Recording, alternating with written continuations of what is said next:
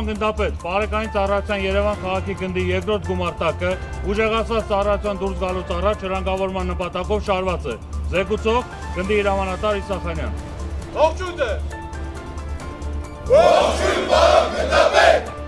Հասարակական կարգի պահպանության, հանցագործությունների եւ այլ իրավախախտումների կանխման ու բացահայտման, ճանապարհային երթևեկության անվտանգության ապահովման առումով առանցքային նշանակություն ունեն ուժեղացված ծառայությունները։ Այս նպատակով էլ ապրիլի 4-ին, 5-ին եւ 6-ին ներքին գործերի նախարարության, ոստիկանության, բարեկային ծառայության, մայրաքաղաքի եւ մարզերի ստորաբաժանումներն իրականացրել են ուժեղացված ծառայություն։ Արդյունքում մայրաքաղաքում պարեկներն արձանագրել են 559 իրավախախտում, որոնցից 19 տրանսպորտային միջոցը ոչ սթափ 52-ը առանց վարորդական իրավունքի վկայականի վարելու դեպքեր են։ 16 անձ ավտոմեքենան վարել է առանց ապա պայմանագրի, 9 մկեցված կողային ապակիներով։ Քիչ չեն դեպքերը, երբ վարորդները վարելիս ծխել են կամ օգտվել բջջային հեռախոսից, 41 վարորդ ծխելու, իսկ 24-ը բջջայինից օգտվելու համար ենթարկվել է վարչական պատասխանատվության, 15 ավտոմեքենա տեղափոխվել է պահպանվող հատուկ տարածք։ Երրորդյա ուժեղացված ծառայության ընթացքում տարբեր կասկածանքներով Երևանի պարեկները ձերբակալել և տարածքային բաժիններ են տեղափոխել 10 անձի։